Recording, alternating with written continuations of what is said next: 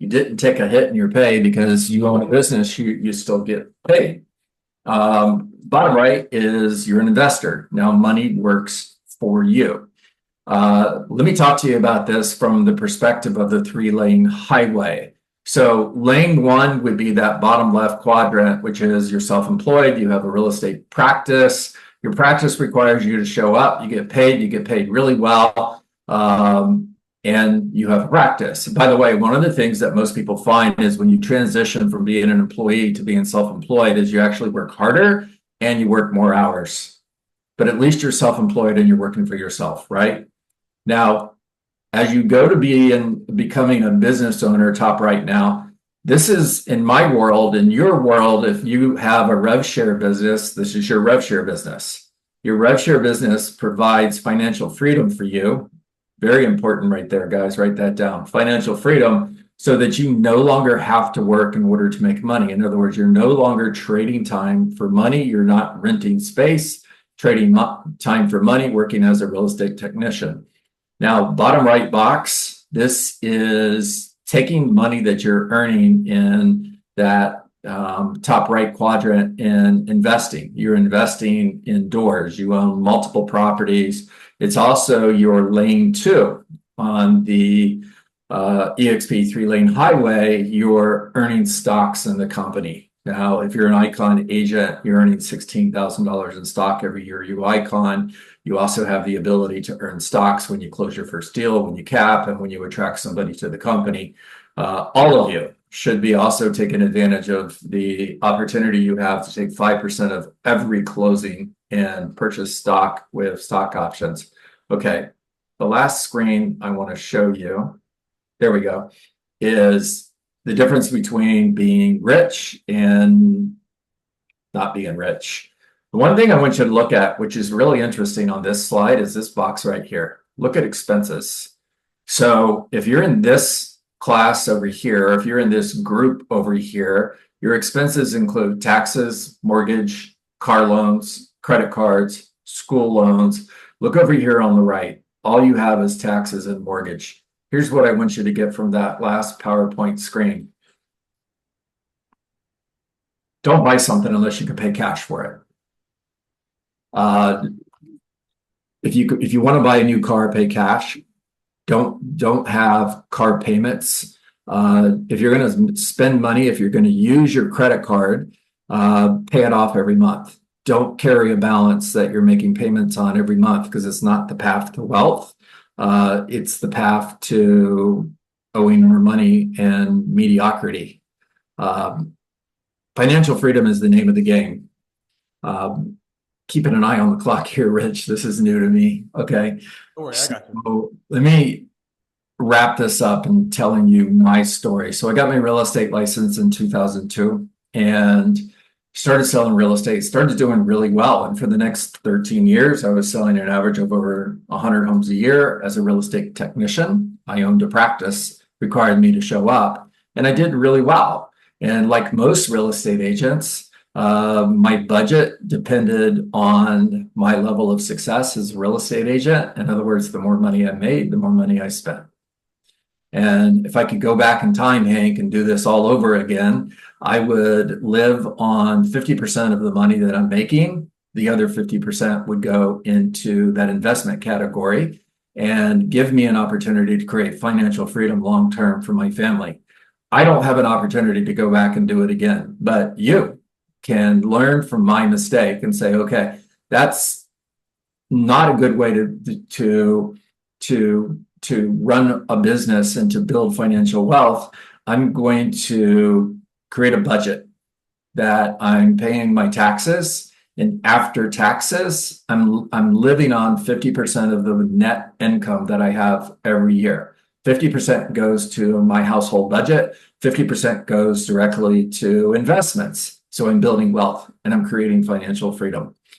In 2015, I transitioned to becoming a team leader for Keller Williams. Now I'm an employee. So I moved from that bottom left box up to that top left box. I don't know why anybody would do that. Going back, I'm looking at that, Rich, going, why did I do that? Not only did I do that, but I did that for 7 years. You know, the average lifespan for somebody in a team leader role at Keller Williams is 18 months. I think that just makes them a whole lot smarter than I am because I was in that role for 7 years. It took me 7 years to wake up and realize this isn't the right role. Now, in 2023, I partnered up with Rich Tomasini and joined you guys. And for the first time in my professional life, uh, I have an opportunity to build a business that I own. I'm creating financial freedom. I'm building legacy wealth for my family. Now, again, just be smarter than I am because I'm 61 years old, almost 62 years old. And don't be me. Don't wake up and realize this when you're 60 years old. Do it now. And the future for you is whatever you choose for it to be. That's it. Right on, right on time, John. So listen, I was talking to Curtis Johnson. If any of you know Curtis Johnson, he's probably in the top 10 or 12 for RevShare. And he was saying that he's spoken to financial advisors across the world. And what they always try to say is have several buckets for your money. I think he used the word 10. 10's hard because you could have real estate portfolio property. You could have real estate sales. You could have your own equity in your own house, and real estate goes down. It hits 3 buckets. So that would all just be one bucket. The next would be the stock market or treasury bills or another business or something like that. But we have to start really treating people like entrepreneurs. One thing I love about this company, to just finish off on John's thought, was, you know, most of us that became really good real estate agents had the desire to start their own brokerage and grow out, but we never wanted to get into the technical setup of that. We never wanted to stroke the check, get stuck in a 5-year lease or a 3-year lease, go out there and recruit agents and all that stuff. It just seemed like such an enormous task. Here at this company, not only can we sell and we're going to earn stock for doing what we do, but in addition, it's very easy just to have a relationship, enter the network, and use the platform. And we don't get paid as much as we would if we had an independent brokerage, but we're able to scale and compound in a way that no indie has ever been able to do. So it's just such an awesome, exciting experience here. And we try to train on all three things. What our last calls were all revenue share. These calls are wealth building, tax strategies, how to form and shape your team, Yep. what's working in the sales market, you know, just basic leadership and mindset training. So it's going to have a wider wingspan. All right, John, which 3 people did you find out of 90,000 people that you thought were good examples here? Well, this wasn't easy because there's too many to choose from. And, you know, I came up with a list of about 100 and narrowed that list down to 3. So we have Jessica Christensen, who is part of my team here in the Tampa Bay area in Florida. There she is, rock star. We have Victoria Melton, who's in the triad. If I said that right, give me a thumbs up, Victoria. I think I'm finally figuring out what that triad thing is. So she's in the North Carolina market, rock star. And we have Bryce. If I'm pronouncing your name correct, I forgive me, please. Bryce Weatherell, who's in the Seattle market. So still early where Bryce is, probably still drinking coffee. Thanks for joining us, buddy. Spokane, Washington. Spokane. Okay, whoever that was like a voice. That's Cari. Spokane and North Idaho. Yay, Bryce. Okay. All right. All right, so guys, here it is. These are the questions that I would like you to talk to. So we're in a shifting market, depending on where you're living, by the way.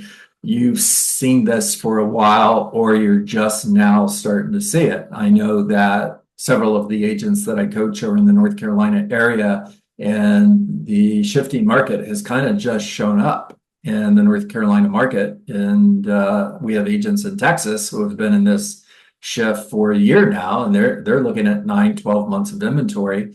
Bryce, I don't know what it looks like out in Washington, but we are in a shifting market. So my first question for you is, how has lead generation changed for you? What are you doing to find motivated buyers and sellers? Why don't we just start with Jessica? The way you're showing up on my screen and everybody else's screen, by the way, is Jessica, Victoria, and Bryce. So let's go in that order on the first question. Okay. Thanks, John. Glad to be here. Consistency. Trying to really be consistent with lead generation because, Yeah, in a shifting market, that's what you need. The consistency is what's going to get you the results. It allows you to measure, monitor, adjust, and control in your business. And, being the leader, we get to look in the mirror every day and go, are we getting the results that we want or are we not?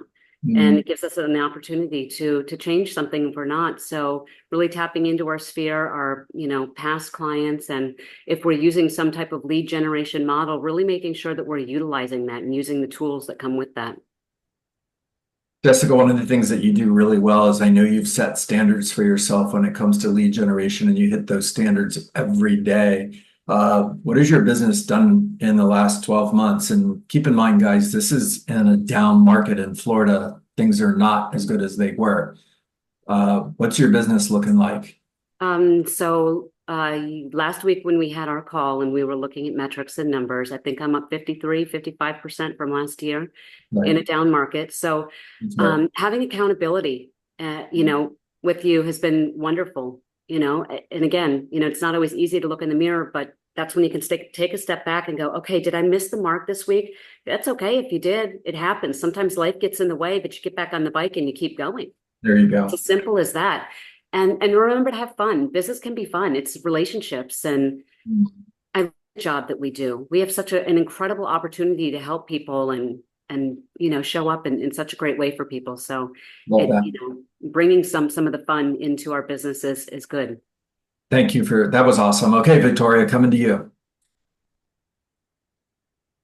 Well, I called Jessica before this and I want to cheat and take her answers, but I'm not. I won't do that to you, Jessica.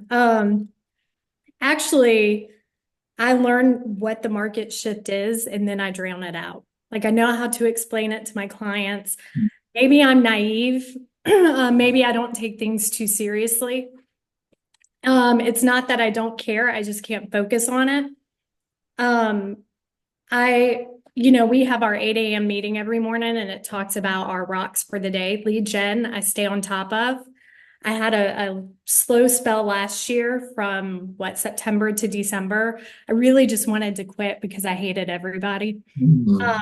I just went through, you deal with some really big assholes and you got to get through it. And so I kind of went to my cave and readjusted. And I'm a lot much calmer now, cooler, and I can explain things better. And I just make sure I have really good conversations with my clients. And my lead gen now is basically past client referrals. It's probably 75% of my business this year. And I ask them, I do stuff for them. I keep a good relationship to where I can pick up the phone and I'm like, hey, who do you know? Who do you know? And they come through every time.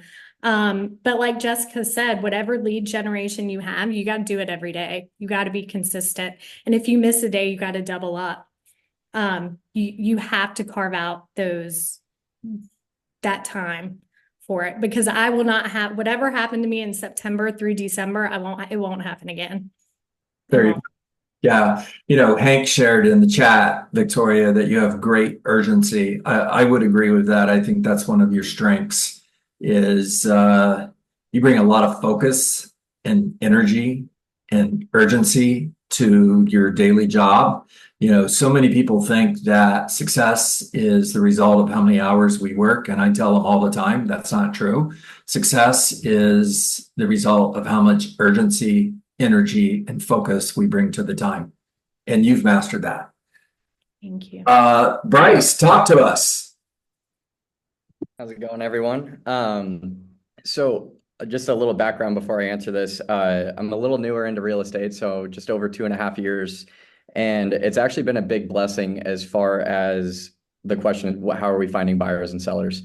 We've gone through pretty crazy market shifts as well, especially the dichotomy between Washington and Idaho. And I've kind of asked myself this, why are people trusting me being newer in real estate? And there's a few things that I've kind of broken it down to. And number one is just knowledge. So when I first got in, I just wanted to learn everything there was about the market, no matter what time we were in. That way, when the questions popped up, it looked like I knew what I was talking about. And I believe that built a lot of trust within my sphere, not just my sphere, but people that I didn't know. So I'd say that's number one, is just understanding the market, understanding what's happening in your area specifically. And then I'd say the biggest one for me was just being available. I was blessed enough to be able to jump in full time, not have a side job or anything like that. So if I got a call, hey, I want to see this house in 10 minutes, I was there. And I would say that has earned me the majority of my business is just having the flexibility to be able to jump in and take care of a client whenever they were able to. And that's obviously brought along some learning curves as far as learning my schedule and being able to master my schedule. But I do believe that's been one of the biggest things is just being available for clients. And then that kind of goes hand in hand with adaptability. I've definitely shifted my business as the market has changed. So when interest rates went up, I dove into first-time homebuyer classes. We were really successful with getting people into houses with basically zero money out of pocket outside of inspections. And so that took over a big part of my business. And then I just started realizing that what I enjoyed was just networking with people, small business owners, other agents. And I've been blessed enough to get a lot of agent to agent referrals just because they trusted who I was, my knowledge with the industry, and really just built those relationships into a good cultivating atmosphere. Bryce, that was awesome. I love that. What I heard you say that I absolutely agree with is it's our job to be the local economists of choice, right? We need to know the local market better than anybody else does, and that's part of our value proposition. So here's the next question, and we're going to start with Bryce and work our way back the other way. So coming back to you, Bryce. Talk to me about pricing strategy in a shifting market in order to position your seller to be ahead of the competition, to beat the competition, to sell in the shortest amount of time for the most amount of money. How has that changed in a shifting market? Bryce, you're first up. So a little different between where we're at. You could skip a rock and hit Idaho, and you could skip a rock and hit Washington, and they're two very different markets. So there's definitely different strategies going on both sides. The Coeur d'Alene market has slowed down quite a bit, and they've been definitely hit a lot harder. Whereas the Spokane market's been moving pretty fast. We're sitting at about 2.1 months of inventory right now. And so the big thing for me, and I tell all of my clients, any prospective clients, that this is the data. And I'm a big believer in show, not tell. So I bring with me all of the data, market statistics. I bring that to my presentations, whether it's a buyer or a seller, and I just prep them for what's coming. And I'm amiable as far as like, if you want to overprice your house, I'm not going to be the guy to say you're an idiot. I'm going to be the guy that says, okay, I hear where you're coming from. This is what I believe is going to happen. And based on that, where do you want to go from there? If it doesn't sell in the first 2 weeks, in Spokane specifically, we're sitting at about 18 days on market. So if we don't have any showings and we're not getting an offer within 18 days, where are you willing to come down to? So really for me, it's all about just asking good questions, really finding the motivation of the seller or the buyer and figuring out what their ultimate goal is, because that's how we're going to tailor our marketing scheme. And what, the end goal is to get the house sold or to get them into a house, but it's got to be based on their motivation levels and what they're looking for out of it. That was awesome. Well done, Bryce. Victoria, coming to you. I got nothing. I want to go to Bryce's market and sell if you're 18 days on market, because we're sitting in the city 30 days on market, surrounding areas are 39. I was not a data person. I am a data person now because I do talk to my buyers, my sellers. It's important to educate them, but I've learned the more conversations you have, especially with all the new stuff we're going through, it's important to tell sellers, about all the new compensation and what they're allowed to do now. But days on market are really important in that strategy. So, and pricing high. And John preaches to me. So I pay John to say nice things about me because he is my coach. I pay him a lot. So, but he has always taught me to not chase the market when pricing. That's You right. gotta kind of price behind, or then you're going into a whole other price point when you reduce the price.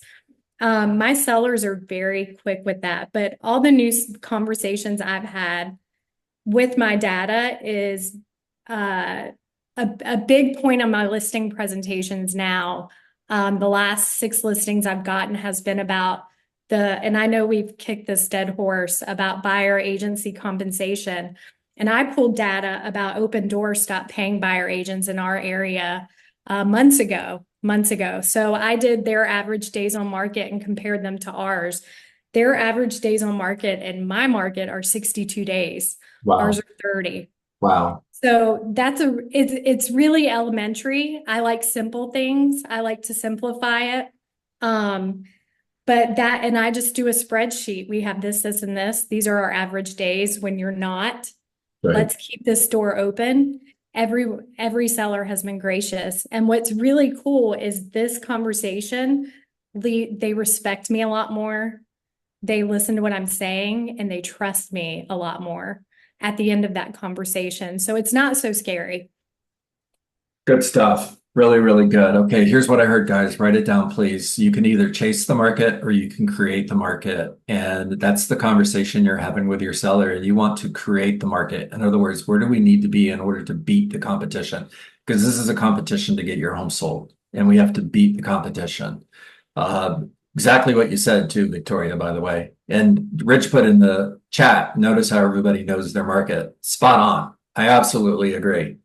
All right, Jessica, coming to you. Wow, you guys know it's a lot of great information you guys shared. Knowing your market is essential when you're meeting with sellers, and data doesn't lie, numbers don't lie. They might not like what the numbers have to say, but the good thing is you can work with it. You can work around it. And when you're talking pricing strategy with people, it is pricing ahead of the market, not right at market value. There's a lot more competition out there than there used to be, depending on where you're at in Pinellas or Pasco County, where I live. We might have 3 months of inventory. It might be 4. If you're looking at condos, it could be 6. So it just depends on, where your buyer or seller is at in the market. But all of that it's essential for making sure that you can get them the best deal. And, just sitting down and showing them the data in an objective way, you can help them see the light at the end of the tunnel, and it's not so scary. And Victoria, what you had to share about Opendoor and not offering compensation, that's going to be really interesting to see in the next few months how that shakes out in markets, and how we'll be able to, pick those, homes out that aren't, because, the reality is nobody can work for free. And just because the rules have changed doesn't mean that there's a lot of money sitting someplace that wasn't there before. So it'll be an interesting next 6 or 9 months, just to see how the data all comes out. But, ultimately, when you're meeting with buyers and sellers, it's about sharing data and helping them look at things objectively, not emotionally. And how do we get to meet your goals? Well done, Jessica. Well, okay, so here's another thing everybody had in common. Use the data, let the data do the heavy lifting. Show, don't tell. Let me show you what the market's doing versus telling them. All three of you crushed it. Okay, why don't we open it up to Q&A? We'll do that until 1:40. There's a whole bunch of you here on the call, so if you would raise your hand. Rich, if you can help me with this, because I'm not. Yeah, no problem. No problem.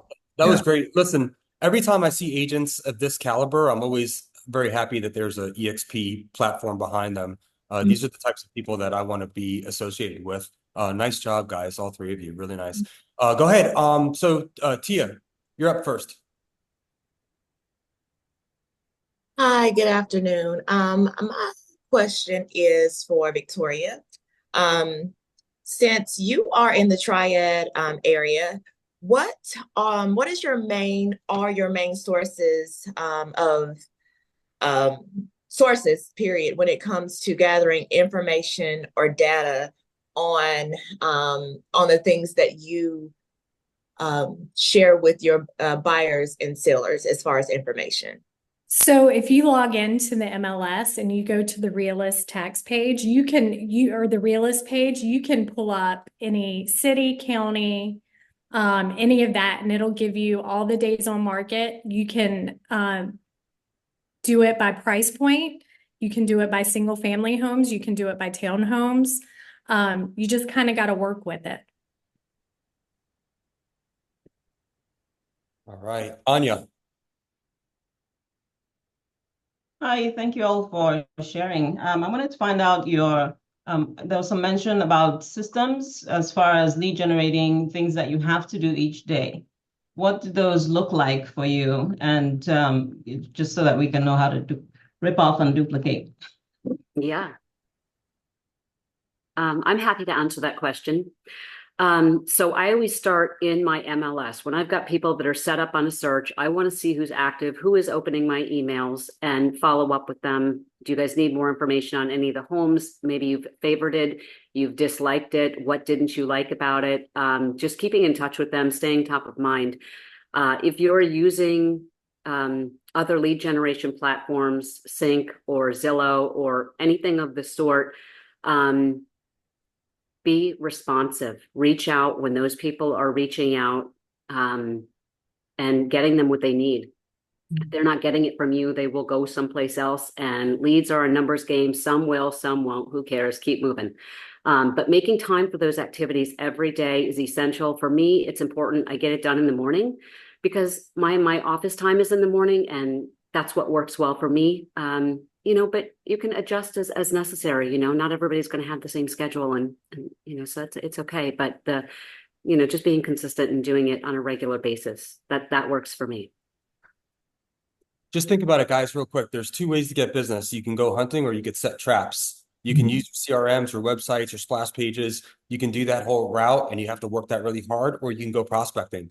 If you're in a market where prices are going down 1% per month, the holding cost is terrible because, if someone's been a for sale by owner for 5-6 weeks, you're able to actually do math on what they're losing. They've got holding costs, they've got depreciation, they're going to have to price in front of the market. Sometimes your commission's already in there. And with the NAR changes, in the sense that for the first time, we can have a conversation with the number 3% instead of 6% is a whole nother thing. Listen, we have a lot of options to work with commissions. You might not know all of them. So I think that you're thinking that you don't want to pay for a real estate agent because you don't have 6% margins in here, but there's a few different ways up to the mountaintop. Let me explain all the pros and cons of each way. But I mean, to me, this is a time where prospecting is huge because you don't have to ask them if they want to sell their house. You can educate them on what the changes are and how that affects their decision, whether they want to do it solo or, bring a professional in. Sorry, I can't help myself. I started thinking about the successive sales method and how, you guys ever seen an appraiser where they're like, every time you see an appraisal, the market says stable? I'm like, yeah, right, dude. We went up $40,000 last month. It's COVID, right? Stable. Every time the market's dropping like a Led Zeppelin, stable, right? I'm like, come on, man. The market's going up or down, and very rarely recently has it been totally flat. So when it's going up and down, those are the conversations that no realtors are having with their clients, and that separates you from the pack. Everybody can tell you, oh yeah, prices are going great. People are putting $30,000 over asking price. Great, right? Where are we going? Most of the money from land developers and speculators is all speculation. So you have to know which direction and what the speed is. And as soon as you know that, you can start having the little fringe conversations that not everybody else is having, and it makes you stick out when you call them. All right, enough of my Rich, if I can jump on there, I would say that when we're having conversations with sellers, guys, it's important to be able to make sure they understand and have the right perspective. So if you follow the rule by NAR, anything less than 3 months is considered a seller's market, right? However, if there are 3 months of inventory, that means, for example, you've got 18 properties for sale, 6 are selling every 30 days.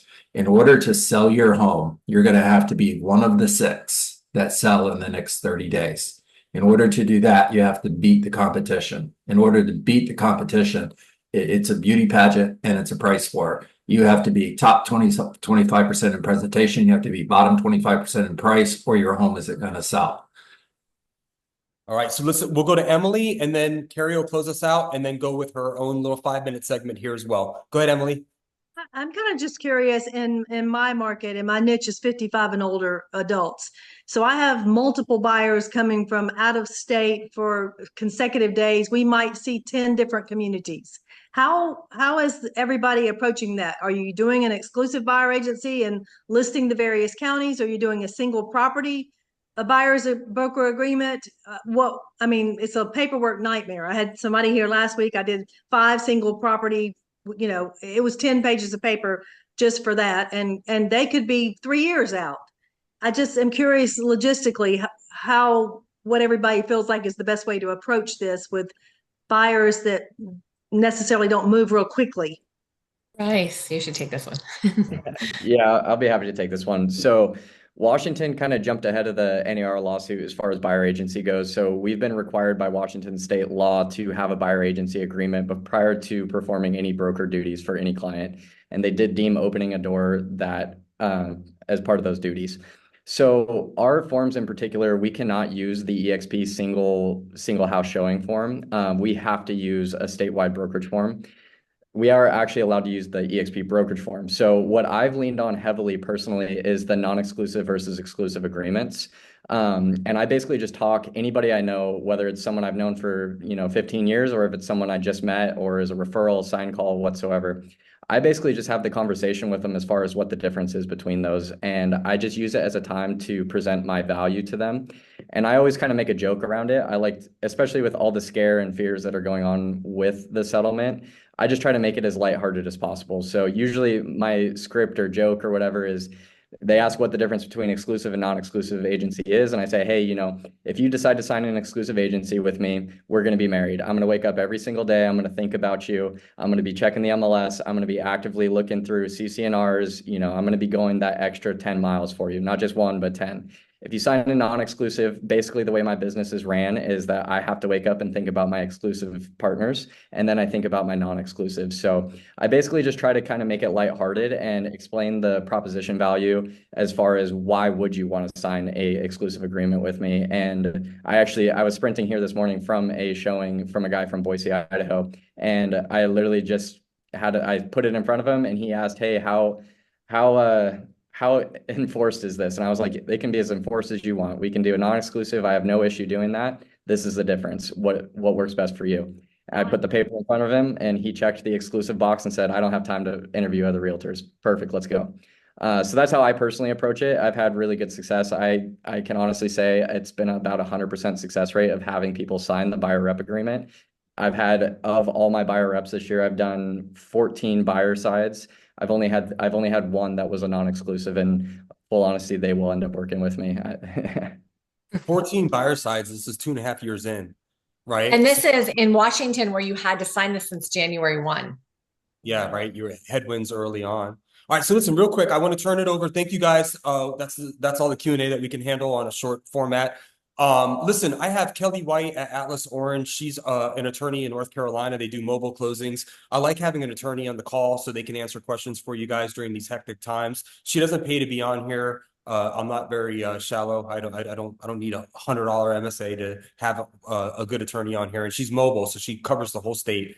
So, or at least a good portion of the state. So anyway, use your chat box if you guys need any help. Also, tell me in the chat box below if you guys want a lender in here so we can go over rate changes, expectations, all of that stuff. I can do that or I can skip it. Totally up to you guys. All right, Cari, we got a nugget of EXP. And then after that 5 minutes, Hank's going to take over and give us the outro. Okay. You're muted, just so you know, Cari. All right, I can share my screen. Somebody allow me to do that. That'd be awesome. Hi, everyone. All right, so during this quick segment, I just bring one thing to you guys that you need to know about EXP. Some of this seems very fundamental, but in our time talking to a lot of you who've been here for a long time or people that are new, you don't know a lot of these things because quite frankly, there's a lot at EXP. So we don't expect you to know everything. And if you're busy selling a bunch of real estate, you don't always know these things. So we're just going to go really fundamental and share one thing. And even if you already know about it, it's a reminder to maybe tell people who have recently joined EXP. And this is also great for people who are thinking about joining EXP. So today I went into Workplace. This is just your Facebook platform called Workplace. I hope you all have it downloaded on your phone.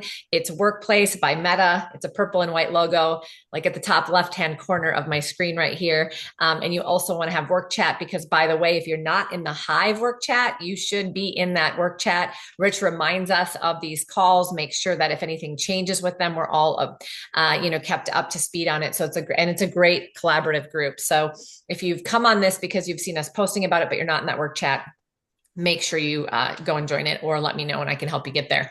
So today I just wanted to talk about Revenos. I'm not sure if everybody knows about Revenos, but if you are in a big metropolitan area specifically, I've had multiple people receive relocation leads, receive REO leads, and have opportunities with express offers and some of our other platforms where they didn't believe that that existed at EXP. I just had a meeting with somebody from a traditional brokerage the other day, and she said, well, you know, we get leads from Cardis. I don't know if you know what Cardis is. And I said, I've been in the business 25 years. I know who Cardis is, and they're a relocation company. EXP actually works with every single relocation company that exists in the United States. I actually confirmed that. We have relationships with all of them, just like the traditional brokerages. One of the things that happens is people think because we're a virtual brokerage, we don't have all of the same things. And I'm just here to tell you, we have most of the same things and probably more than you know. So if you did relocation at your previous company and you didn't know you could actually be relocation certified at EXP, you can. If you have experience with REOs, I mean, look, there are still REO properties happening throughout the country, particularly in larger metropolitan areas. If that's something you used to do and you didn't know you could do it at EXP, you can. And if you haven't looked into express offers and you work with investors of any kind, or you're out there pounding the pavement, getting more listings, we are seeing more and more opportunity within the Express Offers program. All of these are certifications. And once you get the certification, you become in the community where you have opportunity to receive some leads. Now, here's the deal. Do the leads come with a referral fee? Yes, they do, usually, especially relocation. We all know that. You might get, agent to agent referrals, because people who are relocation certified in one city and they're actually referring their client to another, and they know that they're involved in a corporation, they're going to look for somebody else within EXP who's also relocation certified.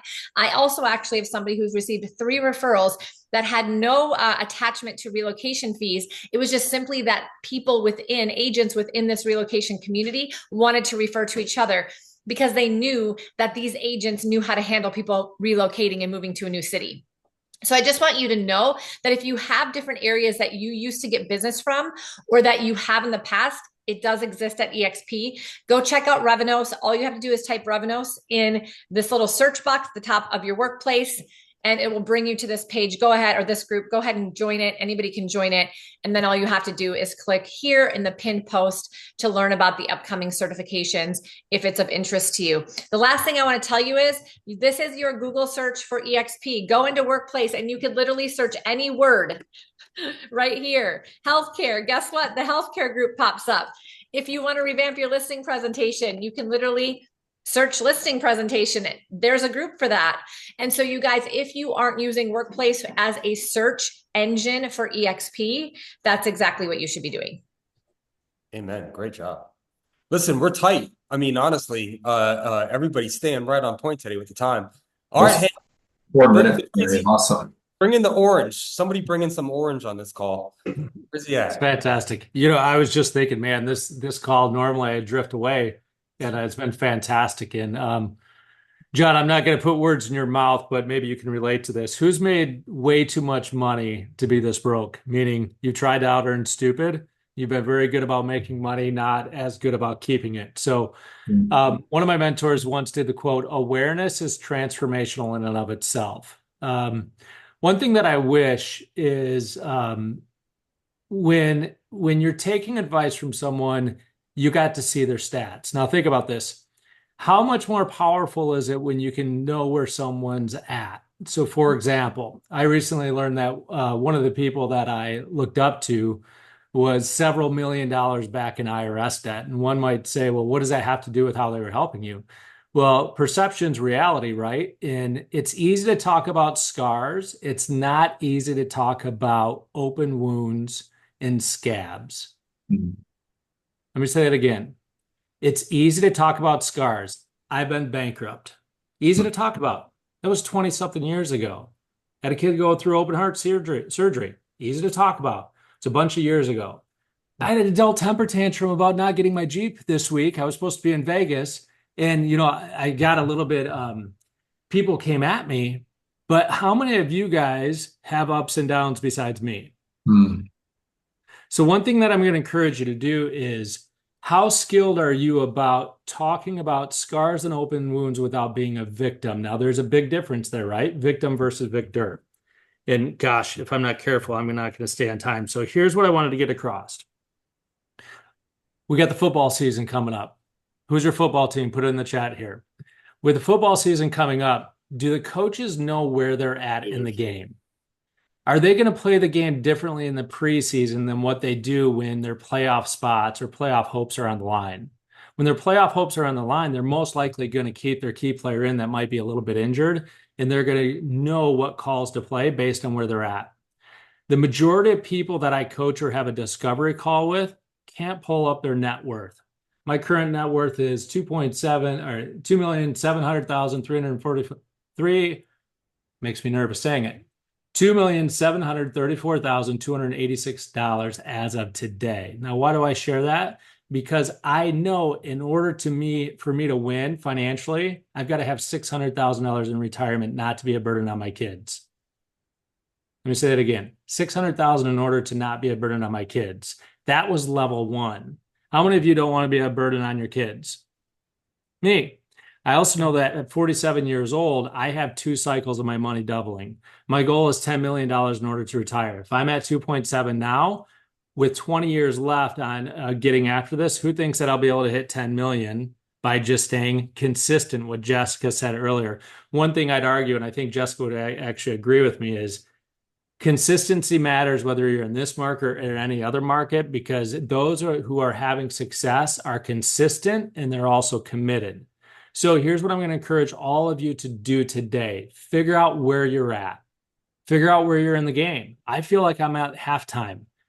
I'm at a perfect time with my kids where I don't need to go from 2.7 to 3.7. If I just maintain, but I enjoy the net life and be present for my kids, that's much more important than more.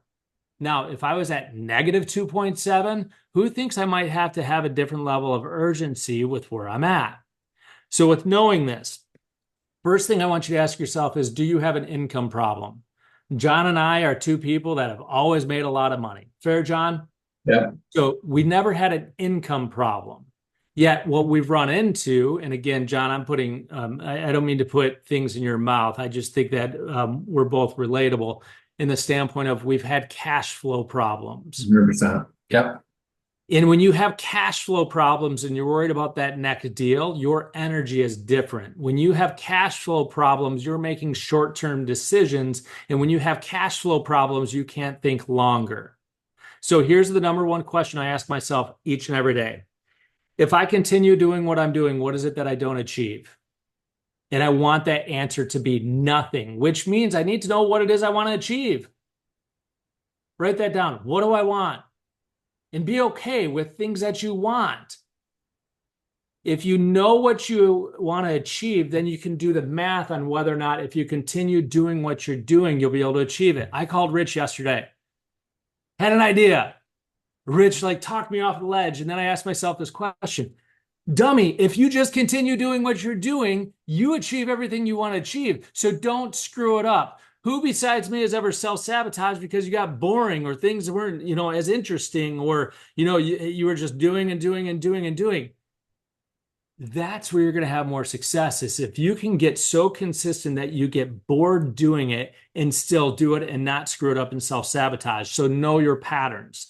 Now, once you don't have an income problem, you don't have a cash flow problem. This is what you get to do. REF, R-E-F, relationships, energy, finances. So you pick your team, just like the football team. Kickers in the NFL, because they're changing the kickoff. It's going to look different on how much teams prioritize kickers that can kick it through the end zone, because it may not be as important. So they may look to invest a little bit more in a different part. What I want you to know is, what is your next pillar post and what team do you need in place in order to reach that goal? Let me say it again. What is that next pillar post and who do you need on your team in order to reach that goal? And here's what I believe. You can have about 36 key relationships. Rich called me back because I'm a key relationship and I just don't call him. And he knows if I called him, it was about something that was either important for him or was important for me. And it wasn't just wasting time. I might talk to Rich maybe once or twice a month now. Why? Because we have an established relationship and it doesn't take a lot of time. Rich is on my team. I know this. I'm going to do whatever I need to do in order to help Rich. If I help Rich win, what is Rich going to want to help me do? Win. So at the end of this season, I look at all my relationships and I run my season from Labor Day to Memorial Day. That's 37 weeks. 37 weeks, and then I have the off season during the summer, and I won't be participating in the Hive Call next year, Rich, during the summer. I'm just going to take it off. So 37 weeks. Now, when I get to the end of the season and Memorial Day, I'm going to look at everybody who I invested in and was on my team. Who are my key 36? Did they reach their goals? Do I know their goals? And if I know their goals, I'm doing everything I can to help them reach their goals, because help enough people get what they want, you'll get everything that you want. So I'm choosing 36 people. And if we get there and they reach their goals and I didn't reach my goals, and that doesn't piss them, is that a swear word? If that doesn't make them upset, they might not be the right fit for the team. Because how many of you, if your teammate's not winning, you're not happy? Even if you're winning, you want your teammate to win too. Simon Sinek, I listened to a YouTube thing on him on the Marines, on how Marines will die for people that they barely know. Yet in business, you'll step over someone and it's completely different. I'll find that YouTube video and put it in the Hive chat. Here's my point behind this. Find your 36. You find your 36, you find out their goals, and then you help them reach their goals.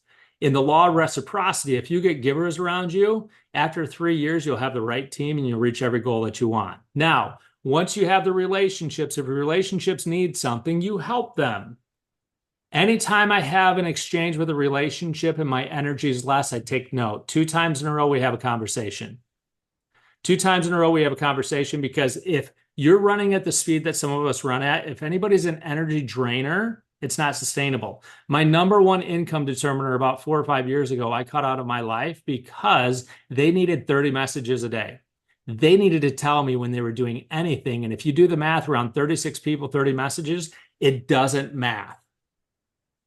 Through some working, hey, this is what works for me, this is what doesn't work for me. They couldn't get in line, therefore they're no longer a relationship, and I had to cut the power. Now, some might say that's ruthless, but here's what I can tell you right now. My marriage is as good as it's ever been. Financially, we're very healthy. My kids and I have great relationships. My health is great. Every area of my life, I have margins, and I'm very happy with where I'm at, because I'm ruthless when it comes to my relationships. And then we go to energy. You have to look at your energy and protect your energy, because if you have the right energy, will you be more successful in selling real estate? Yes or no? Bryce, Jessica, Victoria, they all had great energy. It was fantastic. How many of you guys had confidence because of their energy? Even if they didn't say it perfectly, their energy and confidence was there. Now, here's what I know to be true. You have the right relationships. You have the right energy. You don't have to worry about the finances, because you're not stupid. Okay. Let me say that again. You're smart enough to figure out an Excel spreadsheet, a one sheet on what you can do. If I do this, you can do this. You're smart enough to figure out a schedule and put in a schedule where if I do this, this will happen. That goes back to, what are the daily activities? I know if I follow my schedule, I win. So if you take care of your relationships, you take care of your energy, you don't have to worry about the finances. Now, if one of them's lacking, you're lacking energy, you say, okay, well, the relationship's there. And then you look, the energy is not there. So then we look and we say, okay, the finances are there. If you're in phase 1, that's okay. Phase 1 is where food, shelter, and water is in danger. You make different decisions when you're looking to take care of food, shelter, and water than if you're past that. As soon as you get to phase 2 or phase 3, you don't do stuff just for money, because if you do things just for money, what does that make you? And I'm not going to say it because this is PG-13 and there might be kids listening. Go ahead and say but it. There's got to be a point in life where you don't do things just because you make money. So you got relationships, energy, finances. If you don't get energy from it, and it's just about the finances, guess what? If the relationship doesn't make financial sense, then the other one pops up, and I won't do that either because we're PG-13. Yet here's my point. You don't have to have all 3, but the more financial success you have, the less things you do for money. I don't do anything for money. Money is a byproduct of me helping and providing value, because you'll never outgive a giver. I just had a client that doesn't really have a space in my world right now, but my therapist says to exaggerate. I allow him to show up on some of the calls that I do. He sent me a check in the mail for $1,000. He goes, hey man, I just want you to know I appreciate proximity to you, and here's $1,000. I know it's probably not enough, but I just want you to know that it's not going unnoticed. Who thinks that you could add a 0 to that on how much he gave me because he proactively did it? You'll never outgive a giver. Mhm. So, John, I would love to dig deeper on the financial end of it because I think most of us are trying to out earn stupid. I have a passion for helping you understand your math and your numbers because when you understand it, then here's what you can do: put the blinders on. Mhm. Dollar doesn't matter. I might just have to make this adjustment to more contacts. I might need to raise my standard because I'm not going to work with someone and show them houses if they're out 3 years out. In fact, if somebody was buying a second home, they put $5,000 as a non-refundable earnest money. And if I showed them one door, I got paid if they didn't buy. Why? Because second homes, they don't have to buy. They don't have to buy. That was the first test on whether or not they were interested or if they were committed. It was a gut check for them. Do you know how many times I never even showed a house because they realized they were interested and not committed, and that saved them a whole lot of time? So, on that, John, I love the fact that you're bringing up finances. I'd encourage all of us to know what you want. And right, this last question, I'm going to say it one last time. If you continue doing what you're doing, what is it you don't achieve? Figure out how to get to a spot where it's nothing and then get okay with it being boring. You know, Hank, one of the things you said that really stood out for me is what you want versus what you need. And 10x is easier than 2x. You know, it's one of the things that he talks about in that book. When you talk about things from a perspective of these are the things I need, you generally have to justify those needs, right? In other words, you'll hear people say things like, why do you need that? When you want it, you just want it. And if somebody asks you, why do you want that? Your answer simply could be, because I do. My 6-door Jeep, I want it. I was just It's going gonna to provide say, memories. I'm going to have fun with it, and I want it. did you really need that new super cool Jeep? No, but you want it. And why do And you John, want here's what happens. Because of that, it creates a little bit more pressure, and I'm going to go provide more value in the number of people that I'm going to be able to help because there's now a need for more money in order to make sure that not be a liability. And so more people are going to be served. Yeah. Hey Yeah. guys, just to cap off our call because we got one more minute. Great job, Hank. I love that you always go right to the core of it. Nice job, John. Thank you so much for taking the load off me and giving everybody else a break of me. So I very much appreciated that. Just so you guys know, we do this call for free. We do this call just to help you guys mold and sharpen your skill set and keep your eye on the prize, which is freedom, financial freedom. John Dietz does a morning call, Survive to Thrive morning call for free about prospecting and all of that stuff. So reach out to John Dietz on work chat and get the link to that call or check the chat box if he put it on there and go in there and get your head right. Actually, he put it on there. Survive to Thrive group, 9 to 9:30 Eastern. I've been on several of those calls. You got to get your head right early, prospect, and by 11 o'clock, it's just cleanup time. All right. Have a great day. Thank you, everybody. See you next Wednesday.